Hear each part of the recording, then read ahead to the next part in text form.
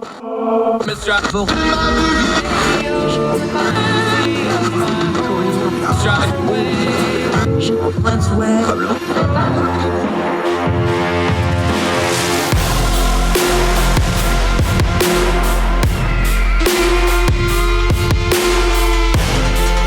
your host, Andrew Donaldson. This is Heard Tell. Welcome back to Heard Tell. Okay, normally when we bring him on, he is going to explain Congress to us because he works in the halls of power. He covers the Senate. He covers the House. All the comings and goings of the power brokers, but that's not why Eric Garcia is here today. We're going to do the other thing he does. He researches, he advocates, and he's written one book already. He's working on another one on autism. And that's what we're going to talk about today because we have had a sea change in how autism is going to be discussed in this country just recently. Eric, great to have you back, buddy. Thanks very much, man. It's good to have you. Good to be with you. I like discussing this topic with you, but I wish we weren't doing this today. Can I just be upfront? Because let's be upfront. Yeah, no, I have a lot of thoughts about it. I'm gonna start right here, and then we're gonna back up because we're actually gonna walk through the history of the last 50 years of autism because people are lying about what happened. Yes, I want to start right here though because, and the reason I say it's a sea change is I know it's online. I know it's in literature. I know it's on mom post books on Facebook. I know it's on discussion boards. For the President of the United States and his health secretary in a cabinet meeting to say, well, of course, autism is artificially created. Yes. That's really the Rubicon that set a lot of people off, me included. And I tweeted it and I said, there goes 50 years of progress. Because when those people say that and give credence to that, am I being hyperbolic? Because that's sure how it felt. No, you are not being hyperbolic whatsoever. So let's back up. So, in the past, in the 1990s and the 2000s, when Andrew Wakefield, the British physician, put out his study and in the Lancet, placing it, speculating about a tie between vaccines and autism, it was somewhat understandable that this was that this would be something that was entering the sphere. Barack Obama speculated about it on the campaign trail. John McCain did, but that was because that was just generally that was out there, and it hadn't been. And then only a few years later, Wakefield lost his medical license, and then that Lancet study got retracted. And for those who don't know, the Lancet is, I think it's fair to say, the premier British medical journal. And therefore one of the most premier journals in the world. But to have the president of the United States and his HHS secretary say that is unconscionable. And so this is the point that I want to make. And you made this point, but I'm going to say it. When parents get a diagnosis of autism, they should be able, when you go to this psychiatrist and, you've gone through the ringer, multiple evaluations, screenings, and everything. You should be able to trust that that government websites are credible.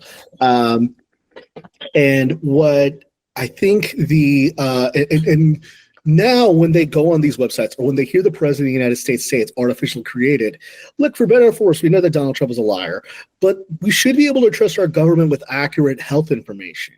And when the president of the United States and when the HHS secretary says, this is going to, you say it erodes 50 years of progress, it's going to lead parents down a rabbit hole of bad information and faulty treatments. And what's funny, what's sad about it is that when I talk to parents, and I go to these book events that they say and I've talked to my parents about it, they're like, oh, I feel so bad that we tried so many things for our kid that didn't work before we just ultimately realized we needed to accept them. And I'm like, no, you shouldn't feel bad because, you were working with the best information you had at the time. And I think about how many parents are going to subject their kids to BS treatments or therapies, or they're going to blame the vaccines, or they're going to blame, something artificial in the environment, or the lead, or whatever RFK Jr. is talking about, whatever given moment. And it's going to take away from them focusing on helping their kids live happy lives. And it's going to, there's some studies out there. There's some really interesting studies. There's a study from one of the professors at the University of Virginia, who's become a great friend of mine. that non-speaking autistic people understand what people are saying just as much as speaking autistic people, even those with intellectual disabilities. And they might have to take time processing, but they still understand it. And think about what that's going to do and how corrosive that is going to be to autistic people as a whole. And so this is just going to mislead so many autistic people and their loved ones. It is going to lead to them falling down rabbit holes and wasting time that could be spent helping autistic people. And it's coming from the highest authority in the land.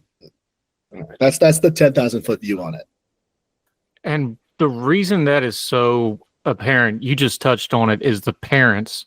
Yes. Because when autism first started being separated out from other things, we need to go through the history of this. So this is a perfect way to get into the history of it. And again, Eric's wrote a book on this. I can't show you my copy because I actually sent it to my mom, and my mom has it. And she loved it, by the way. Mom Donaldson approved. Thank you so much. You're Not Broken. We're going to put links to it. I'm going to be quoting from it a couple times during this conversation. Make sure you go buy it. You're working on another book. We'll talk about that later.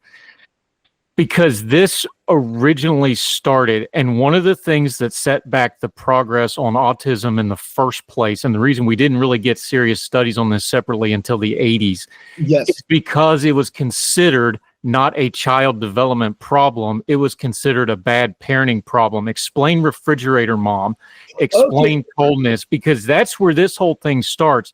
And we're just doing a big old circle right back to that again. We're you go back. So it's important to remember that in 1943, the first widely read study in the United States was done by a guy named Leo Kanner up at Johns Hopkins University.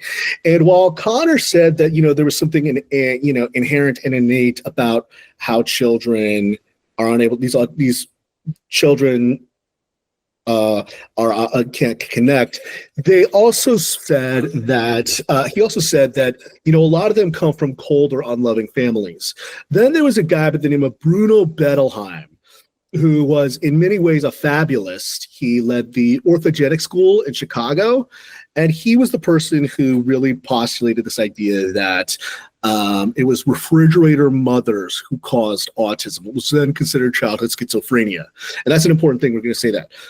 And it wasn't until the 1960s and 70s that that was debunked and put in the trash heap, thanks to people like Bernard Rimland and Ruth Christ Sullivan, who you probably know was a great West Virginian. And the reason why West Virginia was actually on the cutting edge of so much when it came to autism was because of Ruth Christ Sullivan.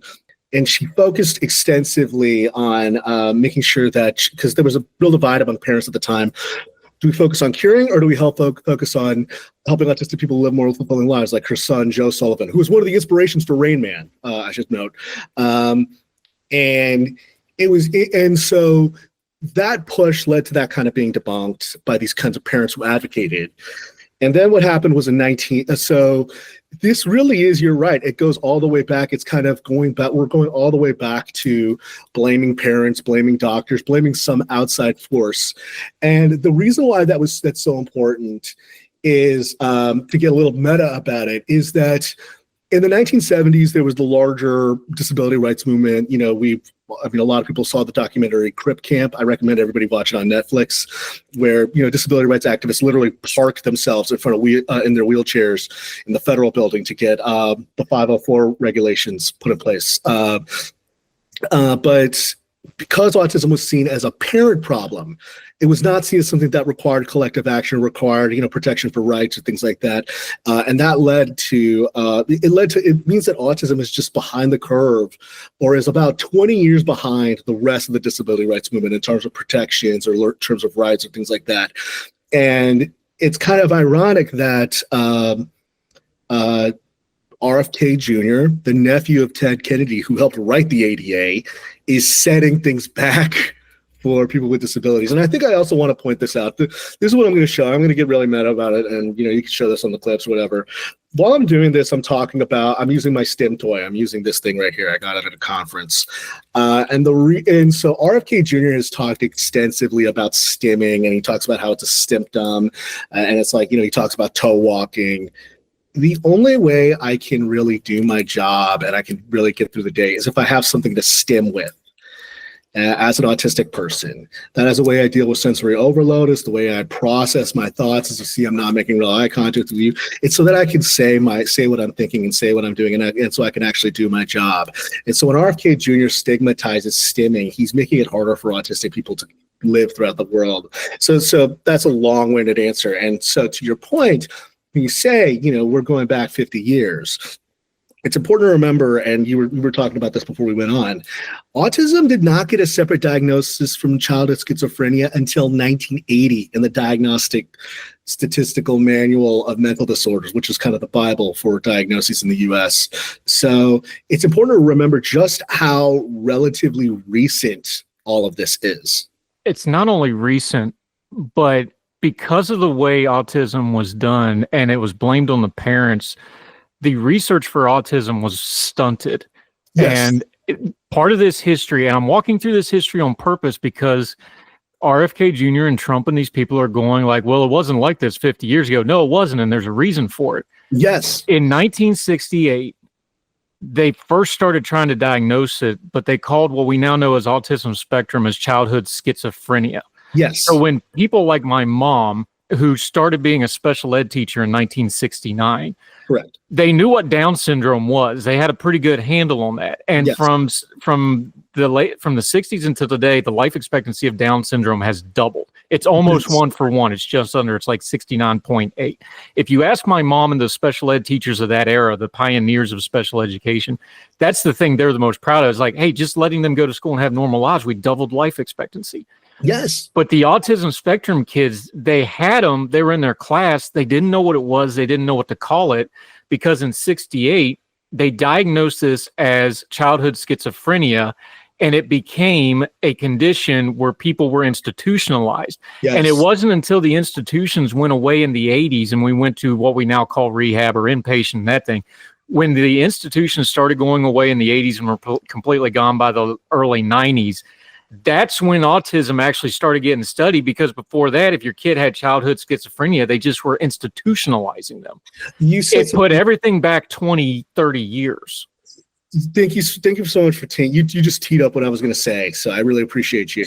So it's that is so important, because when RFK Jr. says there are no homes, you never saw people with full-blown autism, in the streets, things like that. It's like, there are no homes. It's like, yeah, Mr. Secretary, it was because they were classified as schizophrenic. It's funny. So one of my good friends, it's somebody who's become a friend of mine, David Mandel, who's a doctor over at the University of Pennsylvania. He's actually done research into this, and he went through a lot of the archives at one of the state hospitals in Pennsylvania, and he found that he looked at the case studies and the case files, and he found that a lot of the people who would now be classified as autistic were in those state hospitals and state institutions. It's just that we thought they had mental disorders, we thought they had schizophrenia.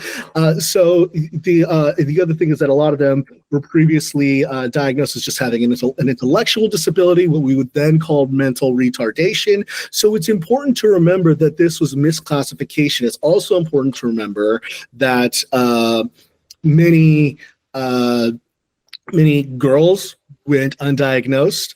A lot of people of color, a lot of Black children were diagnosed as having oppositional defiant disorder or behavioral disorders. So the closing of the gap is so important to contextualize the study, because Trump and RFK Jr. say, well, it was only 1 in 10,000, only a few years ago. Well, first off, they're outdated. That was like 40, 50 years ago now. Second of all, yes, it was then, but it was because autism had a very narrow diagnosis. Remember, Asperger's syndrome was not included in the DSM until 1994, and then we only got what's now considered an autism spectrum disorder until in 2013. So that's only 12 years ago. So again, this is like the broadening of the spectrum is so important. And then again, the other thing that's important to take into account. There's a great academic study from 2005, I believe, that's like 3 reasons why there's not an autism epidemic. So this has been researched, and it's on the NIH website, Mr. Secretary. But it also noted that in 1990, and you know this, In 1973, 74, there was the Education for Handicapped Children Act that basically guaranteed the right to an education. And then in 1990, it was reauthorized as the Individuals with Disabilities Education Act. And what it did is it said that students are entitled to a FAPE, which is a free, appropriate public education. And autism was included on that. So what did that mean? It meant that schools had to send the data to the federal government of all the students that it served. Well, guess what? That's how a lot of students started getting detected through their school therapists, counselors, principals, and that was when you started to see the diagnosis rate explode. And it's actually, this is the important thing I want to say, the kind of concurrence of expanding diagnostic criteria and the proper reporting to public policy is actually, believe it or not, kind of a miracle of a perfect marriage of public policy and science. And we risk eroding that now. Because the problem was that in the 90s, we saw these increased diagnosis rates, and we immediately thought, epidemic. No, it means we were doing our job. Yeah, and everything's a conspiracy if you don't understand it, but conspiracies always get lost after usually the second question. You just hit on the thing that kills a lot of this conspiracy thing is, we didn't start collecting the data, meaning the government, which is how everybody gets their data. Most data comes academically in the federal government. You know, we can explain how all that works later. We didn't start collecting this data until 30 years ago. Correct. We've had the diagnosis and the understanding of what the autism spectrum is less than we've had smartphones. That's how new all this is. Like the conspiracy theory is, oh, it just all popped up. But the piece that goes with those two data points is autism, unlike a lot of these other things, and I'm using Down syndrome again because in special education courses, like what my mom was dealing with teaching these kids, they were put in the same classes, especially the severe ones, especially the nonverbal ones, things like this, people with communication issues, they were all getting lumped in together. Yes. So the reason I bring all that up is you take those two data points. We didn't have the data until the early 90s. We've only had the spectrum for about 14 years now. Right. Autism wasn't the science found it. The parents pushed the science to figure out what was going on. Correct. It's kind of a unique way that it got diagnosed in the first place. But the conspiracy theory people go, oh, well, it didn't even create until this. Like, yes, because the science was lagging. And now we've got this ass backwards thing where we're going the other direction and going, oh, now the parents are telling the science is wrong when the only reason the science is right was the parents in the first place. The parents were advocating for it in the first place. They were desperate to get services for their kids. They were many of them, one of my favorite people to read about is a woman by the name of Lorna Wing, who was a British researcher who had an autistic daughter. And she was one of the people who questioned a lot of that, questioned the idea that it was unloving parents. And she was one of the first people to translate Hans Asperger's research from German to English, because a lot of it had been thought lost to history because of the war. And Hans Asperger was also a collaborator with the Nazis. We should also add that. But it like, this is so incredibly recent, and it was parents who fought for it. It was parents who pushed for the inclusion of it. Then what happened is you had a lot of autistic people who benefited from the ADA and from the IDEA. They grew up and they lobbied more for the government to include them and listen to their needs. We only recently got what's called the Interagency Autism Coordinating Committee, which is the advisory committee in the federal government. That was like in 2006, 2007. We only started including autistic people on the committee in recent years. Now it's something like half of the committee is autistic themselves, and this includes the great thing about it is includes the entire spectrum. It includes non-speaking people, and it includes speaking people, and it includes people with intellectual disabilities who are autistic. So again, this was hard-fought, hard-won research, and I have a piece coming out later this week, or that's going to come out over the weekend. I was talking with a professor at Northwestern University, and she was really scared to me. Her name is Molly Losh. All of her grants have been frozen because of the Trump administration's war on higher ed. And she is scared that it's going to erode all this protocol and all this push to get and include autistic people, their loved ones, and their caregivers in the research, and to make sure that they have a say in it. And it's going to literally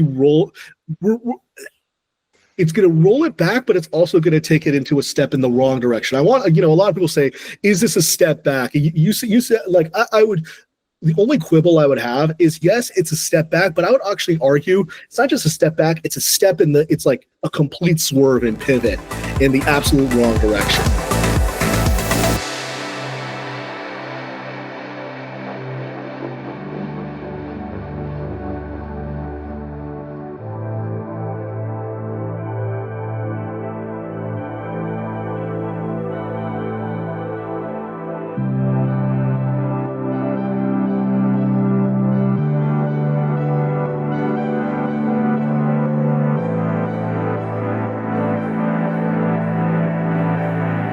What do we do with the conspiracy people that are going to hear everything we just said and still reject it because some viral nonsense? You started this conversation talking about the rabbit hole.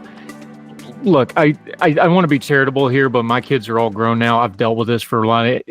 Sorry, parent messaging boards are just the cesspit of humanity. Like nothing good happens on there. Get off them things. Yeah. But what do we do with people who are going to hear, we just spent 15 minutes laying it out. That's all empirical stuff. It's not our opinion. That's how it happened. Yeah. And they're just going to go, well, but this politician I really like said this, or my message board said this, or my kid had this reaction to this vaccine and this happened, so that's why they're autistic. What do we do with that? Because I don't think all those people are malicious. I don't think there are. You just said it. Parents go down a rabbit hole when they get desperate. Yeah. What do you do to kind of try to reel these folks back? Because, and I'm going to keep bringing this up because this is the key part to the entire autism story.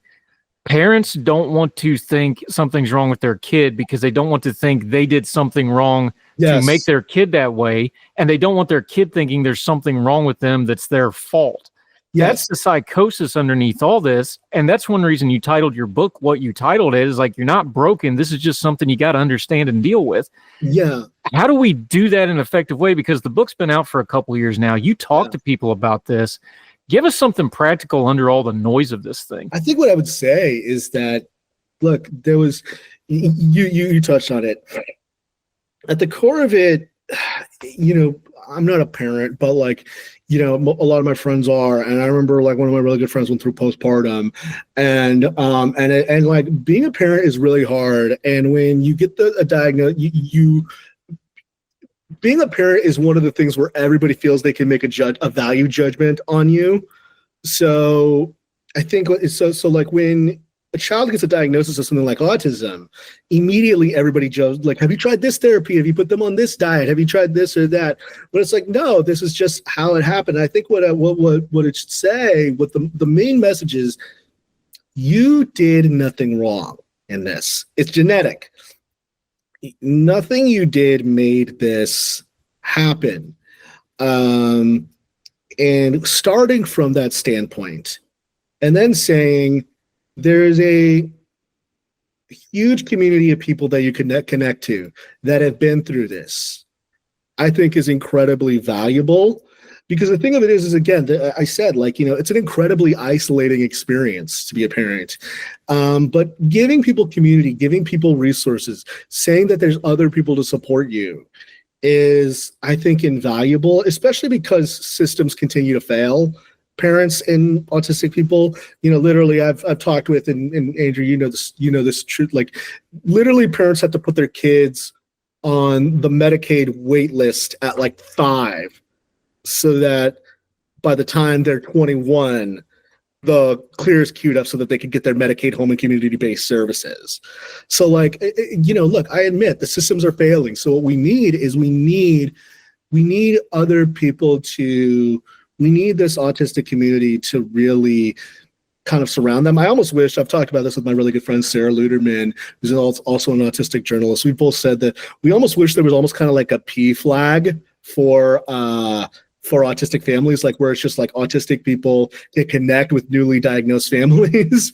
One of the, because like, I think that's the starting point, is just recognizing that, look, this is a very, there are not a lot of resources. We understand your frustration. We understand your anger.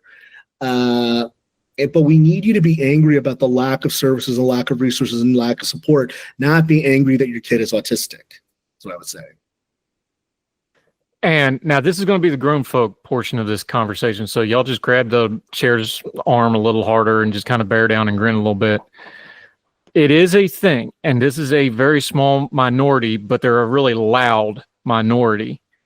When you have insular groups that start bonding together because all the systems have failed them and nothing's going right, and they feel like the world's against them, and they feel like the government's against them, and they feel like nothing other than somebody that's doing exactly what they're doing can ever understand it. That's also the people that get really, really susceptible to the online nonsense. Yes. And they're very, very vulnerable to that without knowing it because they've become so insular and they've been so hurt and they've been so burned that they start grabbing on the things they shouldn't grab onto. And there's a dark part of it. You can't just look, not all advocates are equal. Yeah. Some people have gone into some really dark corners with this stuff. And I don't think a majority, I think there's some real bad faith actors like RFK Jr. who's doing it on purpose. We'll talk about him more in a minute. There's some real dark corners to the advocacy world with things like autism. And it comes from that and the social media and the politics and the culture warring. And you put all that on top of it. And it is a very combustible, ugly element.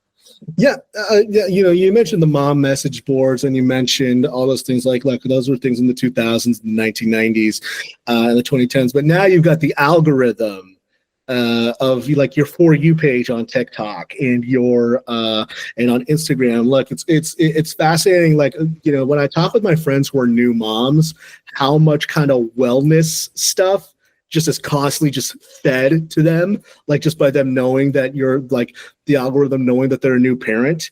And so that's a steroid for all those things you mentioned ahead of time. I mean, just now is that, all those things are now existing. And you're right that when you are very isolated, it makes you much more susceptible to conspiracy theories and to extremist ideas. And this is the case, I should say, not just for parents of autistic kids. This is the case for anybody that social isolation breeds extremism. There's a reason why a lot of people fell down COVID rabbit holes, folks. But and a lot of people had their brains broken by COVID. When you feel like you're the only person who does this, who's going through this, that makes it all the easier to feel like to just grasp at straws. And that's what allows for charlatans like Secretary Kennedy to step in, is that it's out of desperation. And I think so. What I would say is the antidote to separation and desperation is meeting other people who are going through just the exact same thing you're going through, validating that, look, yes, getting an IEP is hell. Doing the 504 meetings is just a mountain of paperwork. Making sure that your kid is able to get on Social Security, Supplemental Security Income, SSI, is a maze, and it sometimes requires you getting a lawyer, and a lot of times it means getting rejected the first time and then paying for a lawyer. So all of this, I think, is acknowledging it and then saying, but the problem isn't the kid. The problem is that the system is failing, and we need to work to make the system better. So I think that's the easiest thing. The easiest thing is, again, to just connect people. So what do we do with the political version of this? Because fired up advocates make really good political allies. We do. That's just a fact. Look, this Make America Healthy Again stuff that the vaccine and the autism and all that's gotten lumped in with because it's all one big thing. Look, that's a political maneuver for purpose because it's ready-made it's a network that's already made and ready to go and you tapped into it. What do we do with the political part of this? Because I'm old enough to remember when, the GOP was horrified by telling people what to eat. And now that's the standard of this administration. They're going to tell everybody what to eat, what to drink, et cetera, et cetera. When you start dealing with things like autism, when you start dealing with things like vaccines, all this other stuff, how do we deal with the political component of it? Because and I want to ask it to you this way, you are in Congress pretty much daily when session is in. The way Congress works is the staffers do all the stuff. They funnel it up to the Congress people or the senator, and then the senator says it. But that came through their team of people that did a bunch of research and or depending on things, lobbyists, et cetera, et cetera, et cetera. The machine behind the government is where the rubber meets the road on tapping into those draw that line for folks. So when they see the headlines and see the movements of people, that's how that's working. Give us the political backstory on how these things have changed. 'Cause you've been there long enough. You've seen it change in Congress last few years. Yeah, no, I absolutely have. Like, I think I'll give you an example is that one time I was in a senator's office. I was getting ready to interview them. And the thing that helped was there was this one disability rights advocate. I'm not going to say who it was because I know her. But then she was meeting with the senator to talk about the marriage penalty. For those who don't know, if you're on supplemental security income, SSI, if you get married, you could lose your benefits because it's joint income and it's above the asset limit. And the point that I want to make about it is that you need people as fired up about those problems with the systems as you do need people who are as fired up about the vaccines, and you actually need them to be even louder because it's a lot more difficult because you said the MAHA network has its whole that network already exists. And I think what needs to happen is that there needs to be much more integrated networks. One of the things a lot of people misunderstand, they think a lot of people get the misunderstanding that I'm anti-parent. I'm not anti-parent. In fact, I've always said that to make a better world for autistic people, we do kind of need like a symphony. And look, everybody has their place in the symphony. There's the autistic self-advocates who, would be like the wind instruments, and the parents are the drums. They're the loudest ones. They're the ones who drive the beat. There's going to be social workers and advocates. So everybody has a role. And I think what they need to do is they need to be reading out of the same sheet music and saying and banging the drum. And it needs to, and again, to the point that you made, is that there are more people who just want to do the right thing than there are just the loudest voices in the room. They just need to actually get in the room, and they actually need to make sure that they are counteracting and every talking point from the MAHA conspiratorial folks. They need to be, and more than that, they need to get in before the MAHA folks start meeting with staffers and lobbyists and lawmakers. Staffers and lawmakers and committee members and things like that. They need to get in on the ground floor from the beginning. So. And that's the traditional way you do it. But right now, this is coming directly from President Trump in the White House. Yes. That's the change, because now it's not bottom-up pressure, traditional lobbying, that sort of thing. It's RFK Jr. is sitting at the cabinet meeting and says it to Trump, and Trump says it. So you don't have any downward pressure. Just everybody knows, oh, Trump said it, I've got to back it up now. Yeah. That's the change. Yeah, exactly. That's where, I don't want to be too much of a doomer, but that's kind of the rub at this moment, is that you have two people with incredibly large megaphones. And, as we're talking about this on Thursday morning. Just last night, there was a whole slew of people at the CDC who resigned, and the Trump administration tried to fire their own CDC director. So that Trump himself nominated. So they, literally a month ago, she came into the job, and so I think that's the difficult part, is that at this moment, what I've said, and I've talked about this, is that as of right now, given the unreliability of the federal government, these networks are going to need to become stronger. They're going to kind of need to build their own kind of backup default networks. There's groups like the autistic scientists. There's a group of autism researcher scientists who created their own consortium, really to kind of refute RFK Jr. There's the Autistic Self-Advocacy Network.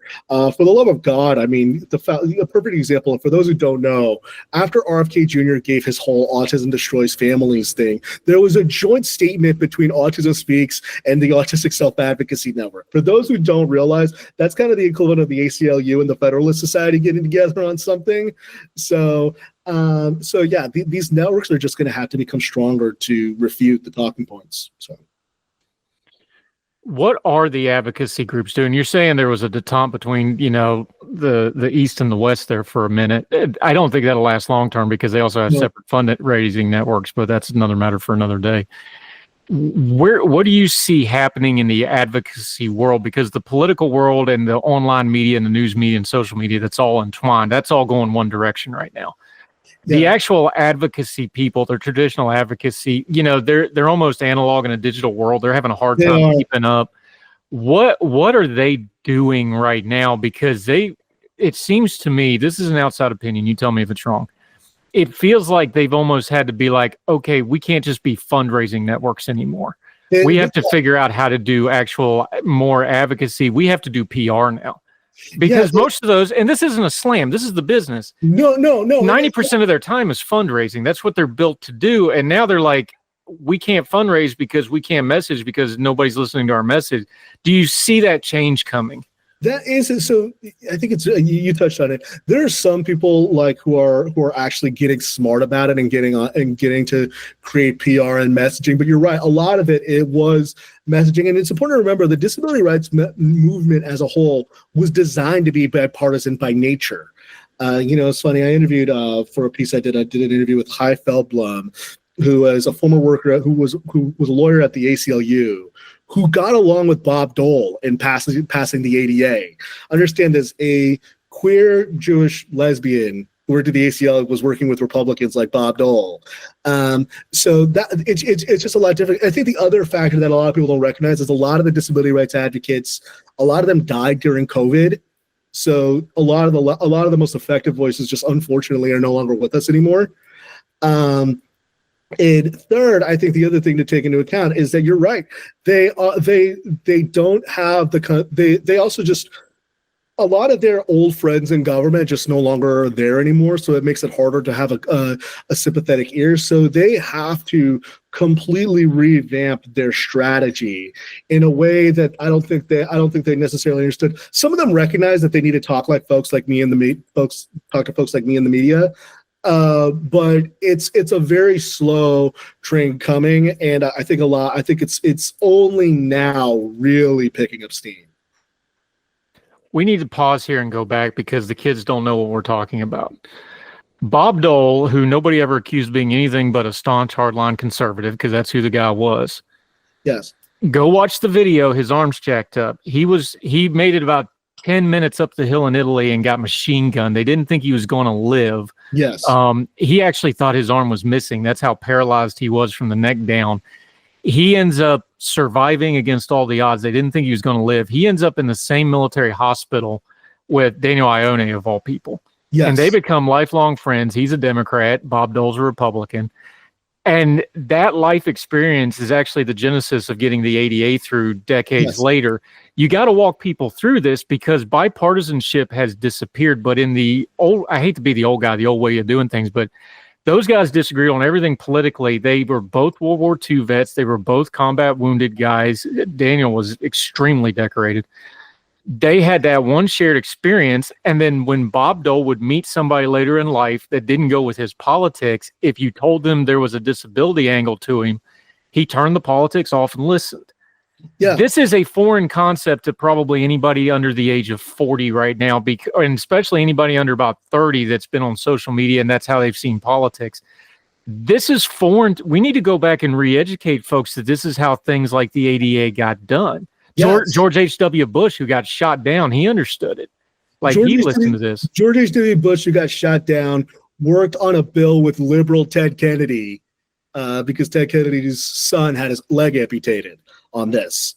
The only way, the fact that you could get George H.W. Bush, Ted Kennedy, Bob Dole, and Tom Harkin in the room and work on something, and Major Owens, and Tony Coelho, and Steve Bartlett, who was the Republican leader on that one, who was a former Dallas congressman. The fact that you could only get that because they all had these kind of integrated experiences. And you're right, there was an integrated ground network. And like, it was funny, last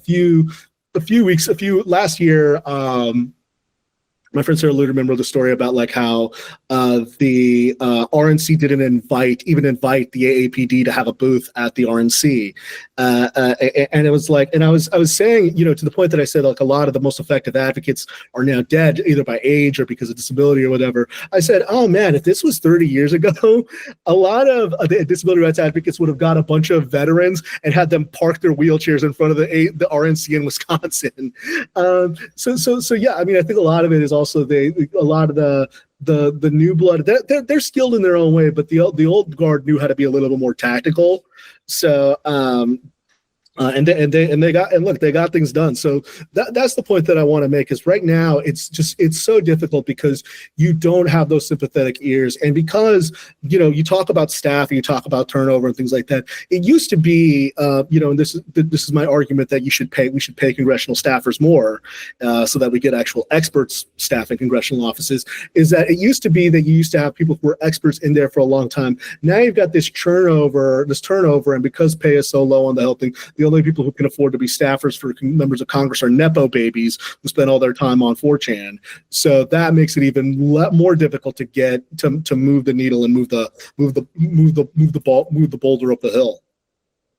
Yeah, but culturally, this is important to discuss, because I don't want to say this.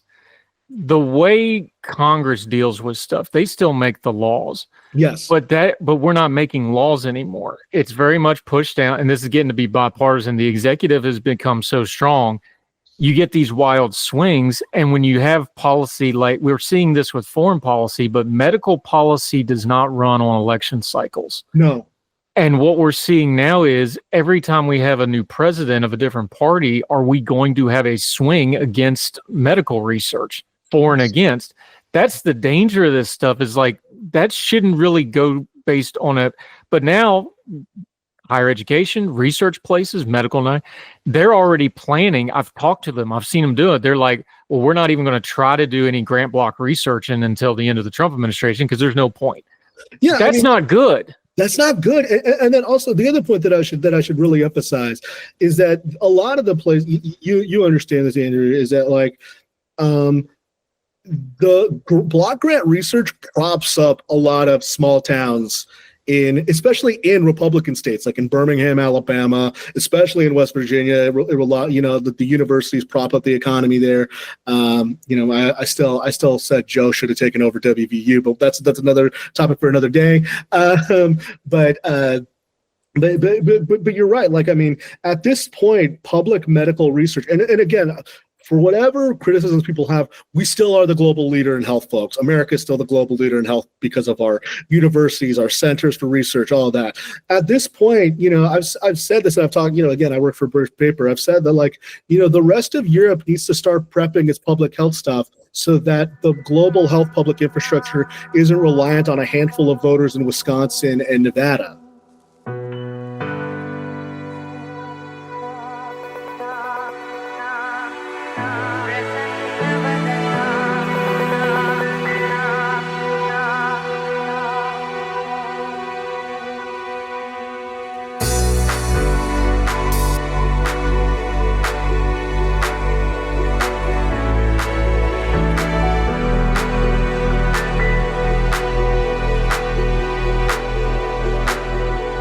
I just thought of this. This is why I like talking to you, and I like doing this format, because we can go through this.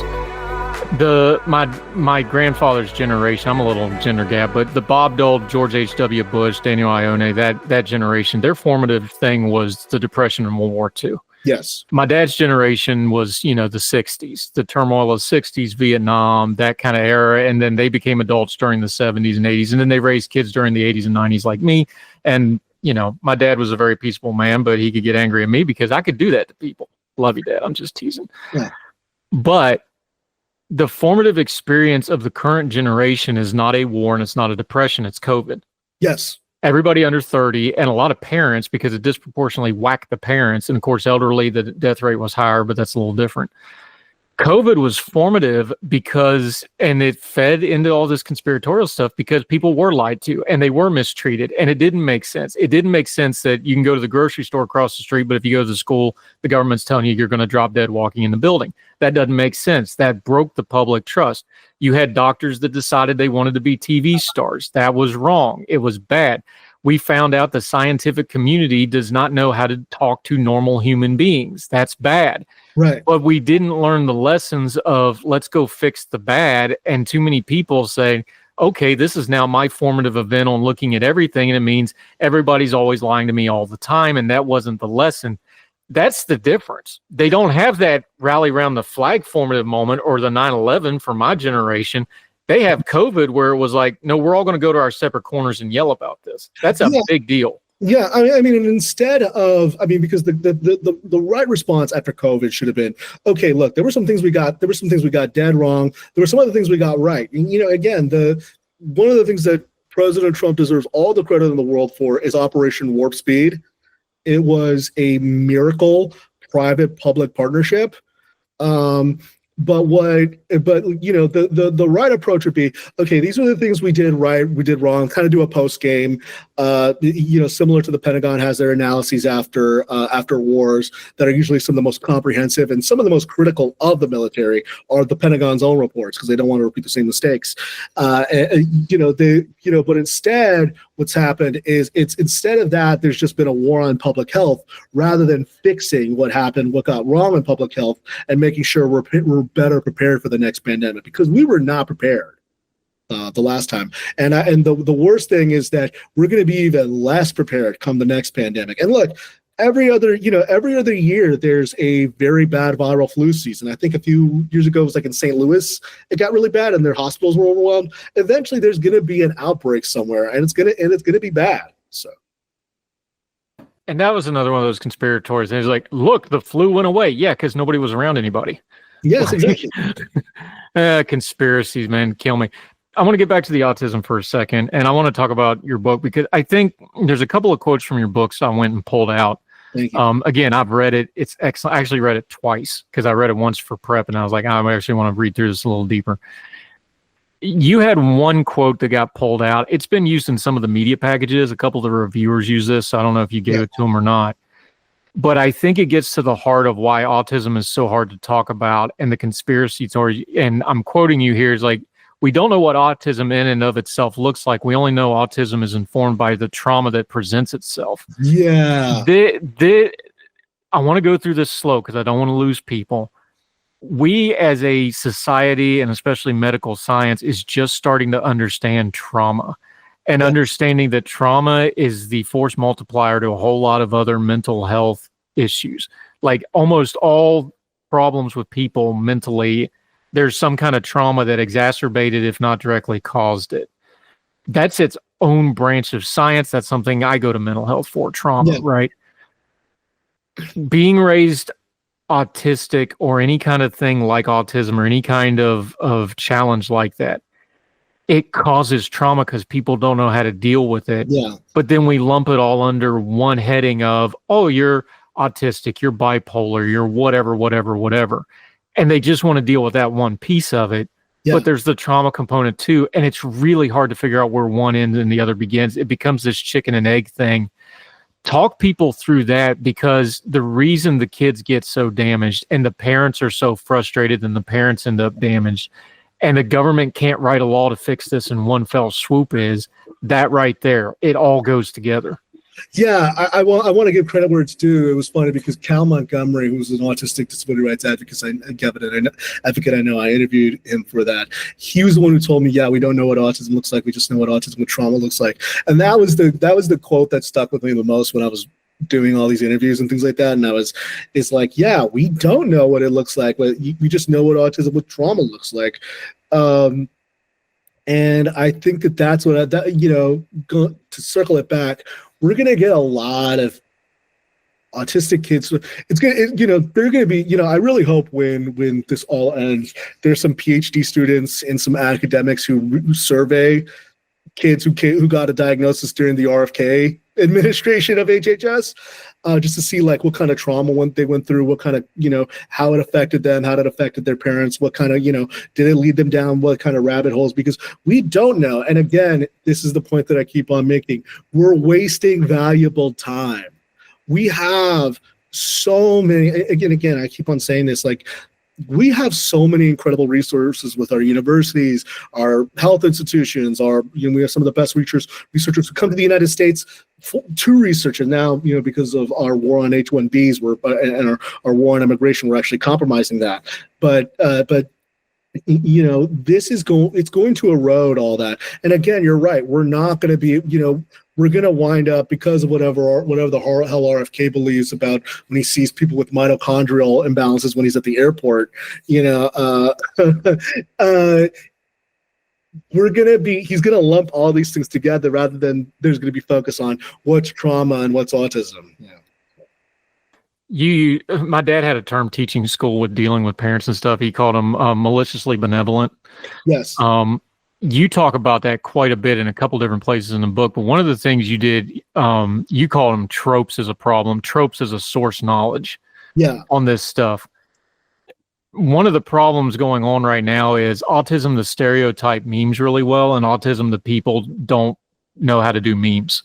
Yeah, no, they don't. I mean, some of them do, but like some of them are really good. Again, like the internet wouldn't exist without autistic people. But the thing that I would say is that like the kind of ability to just create this kind of feedback loop that the parents have. Just because they have the mom blog networks, they have all the followers, they have the Facebook message boards. Now they have TikTok accounts and they have Instagram pages, and they have YouTube channels. It's just a supercharged engine for that now. And so it's just, again, to the point is that because a lot of autistic people themselves are low income, they're poor. A lot of them are on Medicaid. They don't necessarily have the means to do exactly what, upper income, conspiracy theory mongering folks have. The benevolent problem. Look, if you were going to have a poster child for the maliciously benevolent, it would be RFK Jr. And I don't want to pick on him too far. His back history is pretty much an open book. Go Google it, guys. He's some of the stuff in his life, and this is going to sound like an attack, and he deserves some of it, but I don't really mean it personally, although I find him despicable. I really don't. When he says stuff like, I never saw this and I came from a big family. Yeah, because your grandfather had your aunt lobotomized. Yes. You had a heroin addiction to deal with your problems. I'm glad you've been sober. Look, not attacking him. You and me both. If I'm talking out of school, I'll edit it. You and me both have had our addiction issues. Oh, yeah. Like I'm not judging you for that. I'm glad. I've been sober 21 years. I'm glad you've had 40 years of sobriety. God bless. But that's not the standard to do this kind of stuff. So he is the absolute poster child for the benevolent person who may think he's helping, although I've got a money train that says he's doing it for personal gain too. Oh yeah, I know the exact thing you're talking about. This is the poster child for what you're talking about the people that come in the name of benevolence and they're doing great, great harm. Yeah, exactly. And again, Kennedy started out as an environmental lawyer. That was the whole way he got into this thing. And then now he's kind of, this is a guy who has no public health understanding and public health research or training. He's an environmental lawyer. And now he's the top public health official in the United States. That's really concerning. So, get him to stop running for president, by the way. Yes, exactly. Yes, precisely. Yes, exactly. That was the payoff. That was the payoff from Trump. So.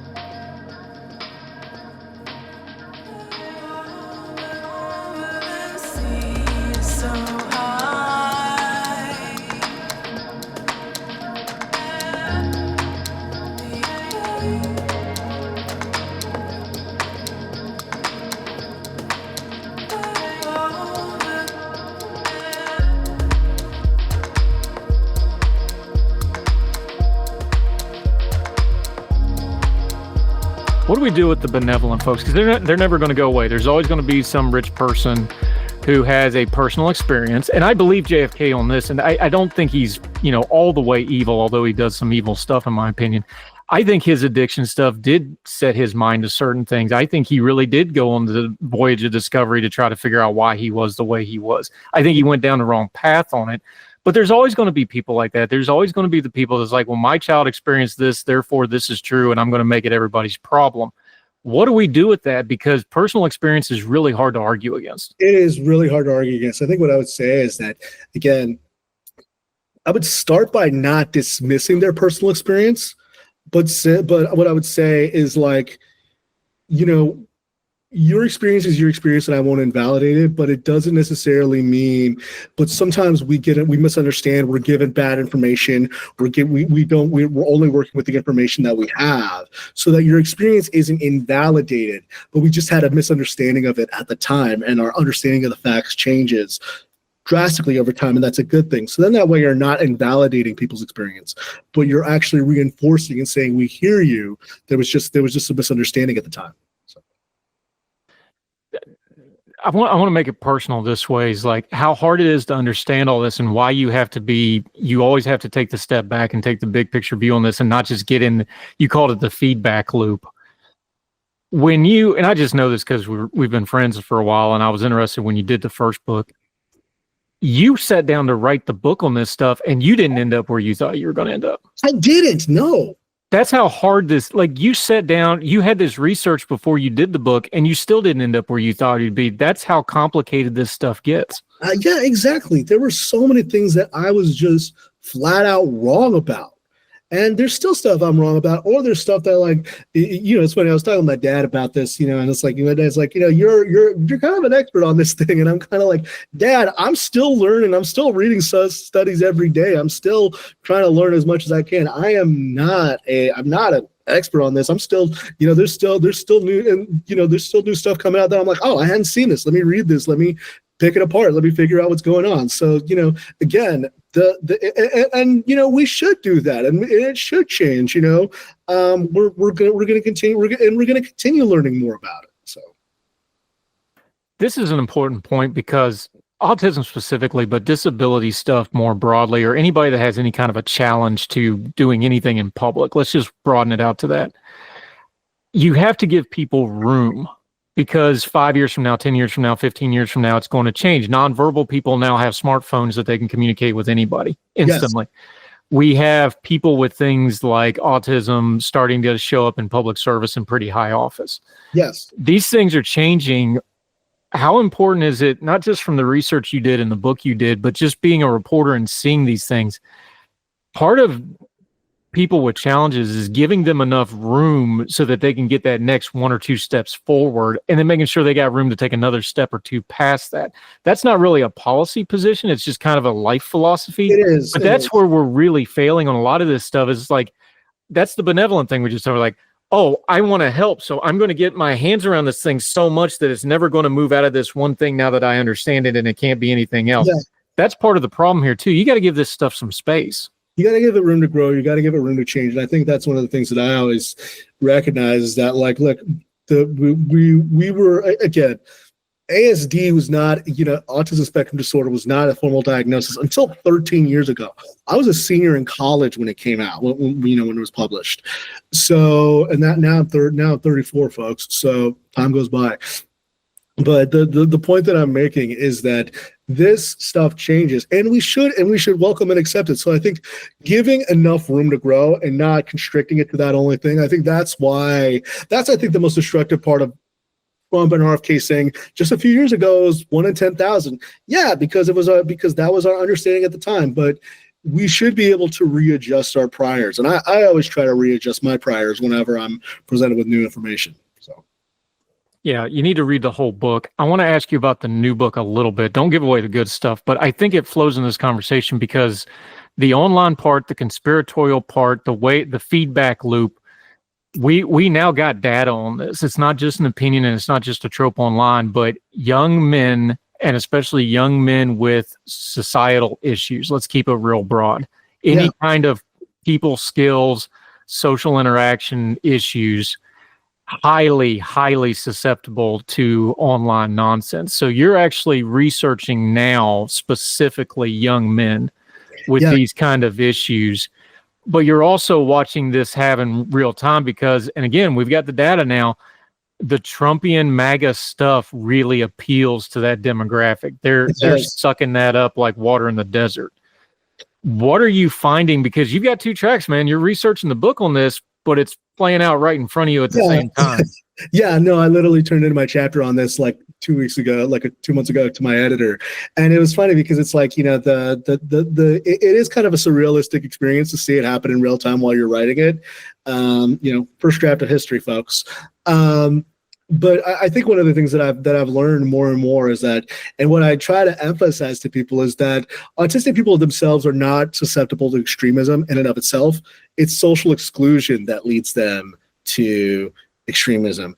And so again, the antidote to extremism is inclusion and acceptance. There was a really, really great study by a person who's become a really good friend of mine, Noah Sasson, a professor at the University of Texas, Dallas. And it was interesting because his study showed that a lot of that when people display autistic traits, neurotypical people are less likely to befriend them. But when autistic people see other people with autistic traits, there's another study that showed they kind of treat it as a neutral.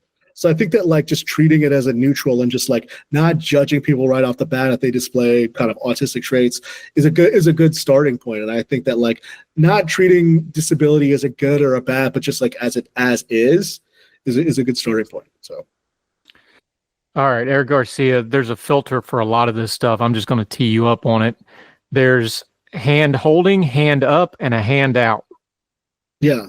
That's the filter. Break those down for folks when they're dealing with anybody with, any kind of a challenge like this at all, but specifically autism folks. But hand out, hand up, and hand holding. Yeah. One's good, one's kind of helpful, one's really helpful.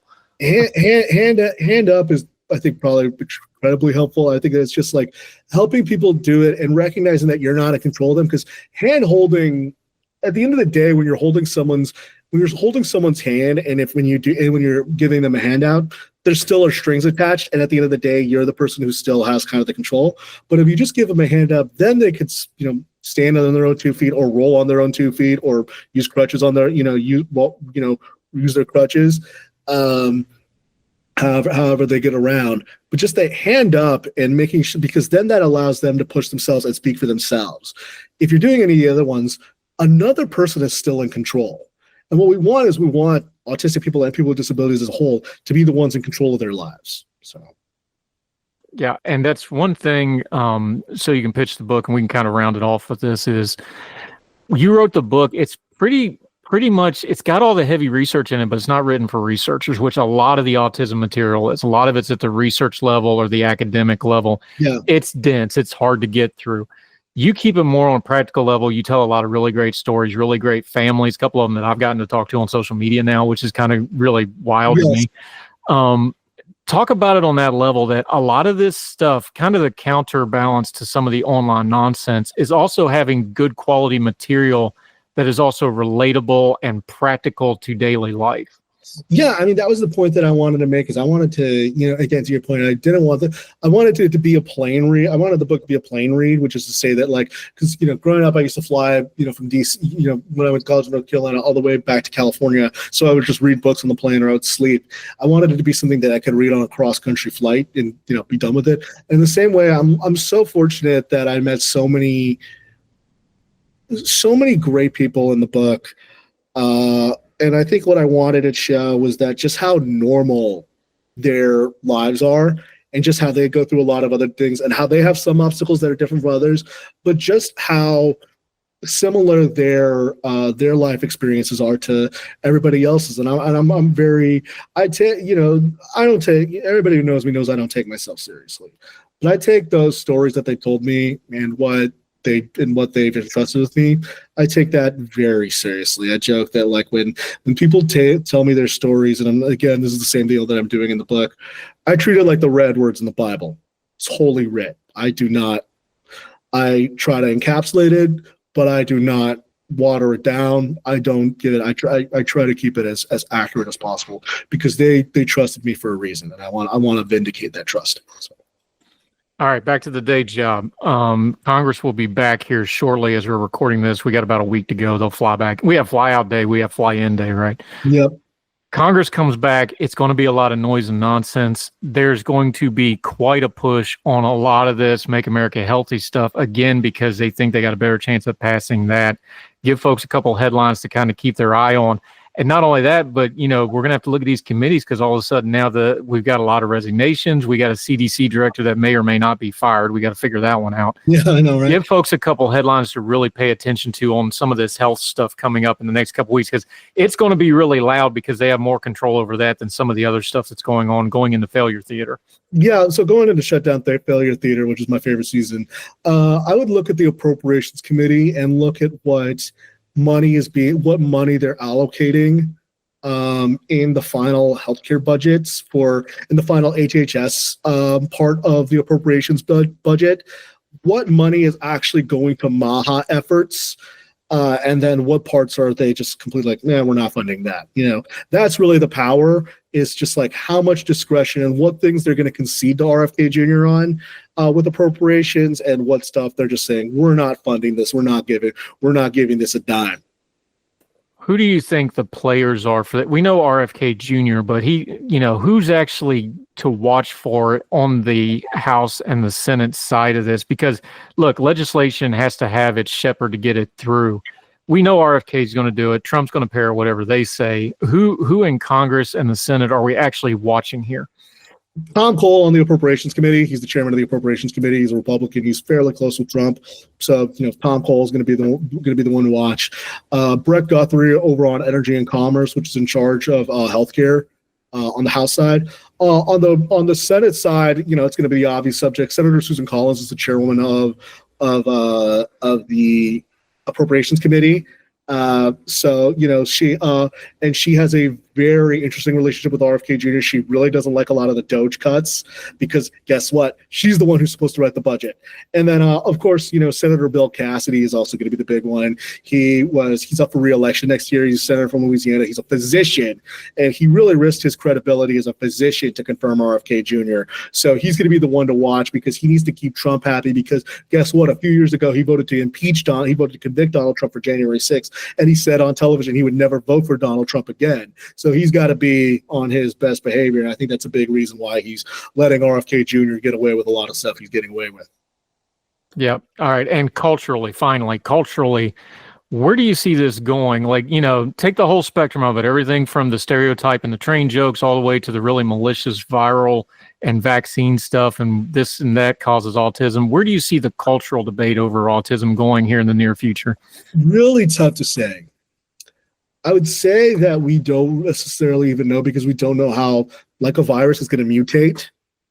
I think that MAHA, what I'm really going to be looking to when RFK drops this September report, and I actually think this is just going to be my prediction, is that I think when the actual MAHA report is going to come out, it's going to be to RFK Jr. what the Pam Bondi Epstein files was. Like, it's going to so disappoint people that it's not that, like, they might even turn against RFK Jr.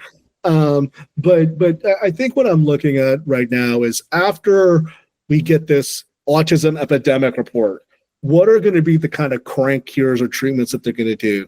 And one of the things that I would say is that in response, I think what you're seeing is a lot of the autistic self-advocacy and infrastructure. I think that they're going to have to be, they've always been political. A lot of them are politically savvy. I'm not dismissing them, but I think that they're going to have to be much more, they're now going to have to be, they're going to have to learn to be a combat advocacy group.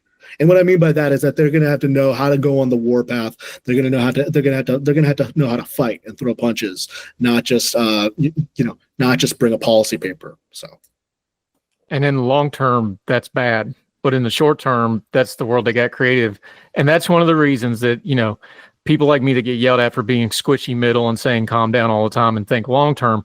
No, this is really why you think long term, because, okay, do we really want health science that's on a war footing at all times because they have to be, because that's the only way they survive? That's not good. Yeah, for the short term, it's what they got to do. But for the long term, it's not necessarily the best. So. Yeah, terrible. Eric Garcia, he wrote We Are Not Broken. It's been out for a couple of years. You can get it readily. We're going to put links all over all our stuff. Go out, buy it. I did. I've read it. It is Mother Donaldson approved, who was a 35-year special education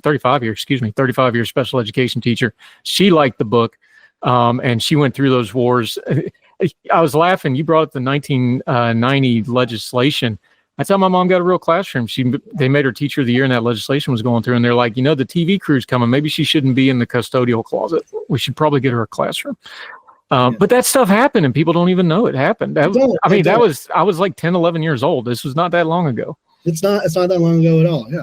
Yeah. All right, Eric Garcia, let folks know where they can keep up with you. We will tag and give all the links to the book, but let folks know where you're doing both the day job and what you got cooking on the advocacy front. So I'm working. So you can follow me on social media at Eric M. Garcia on X and Blue Sky, whatever Elon's calling Twitter these days.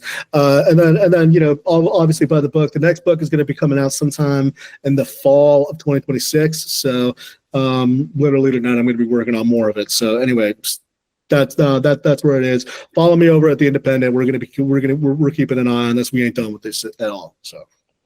Yep, you enjoy your last couple days of relative ease and comfort, because after next week it's going to be go until probably November-ish. November, yeah. Yeah, hang in there, buddy. Great congressional reporter. He's become a really good friend, and I appreciate you greatly. Eric Garcia, thank you, sir. Thank you. Let's go. All the music on Heard Tell is provided under a Creative Content license from monstercat.com. Somos la máquina.